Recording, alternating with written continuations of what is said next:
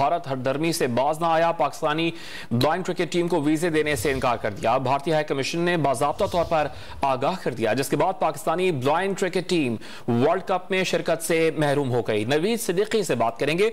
नवीद, बताइएगा भारतीय high commission ने क्या कहा है इस मामले पर?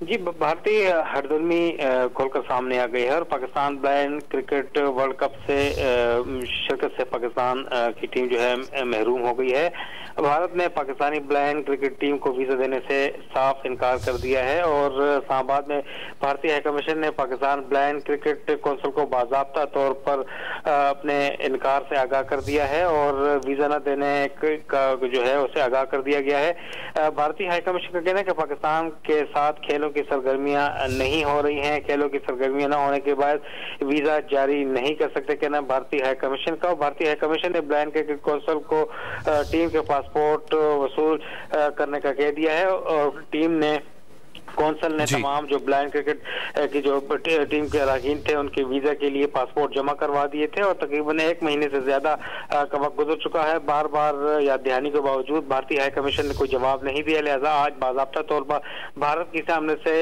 इनकार सामने आ गया है और पाकिस्तान ब्लाइंड क्रिकेट टीम को वीजा देने से इनकार कर दिया है और भारतीय हाई कमीशन ने बाज़ाब्ता तौर पर आज उन्हें आगाह कर दिया है। जी, बहुत शुक्रिया आपका नवीद।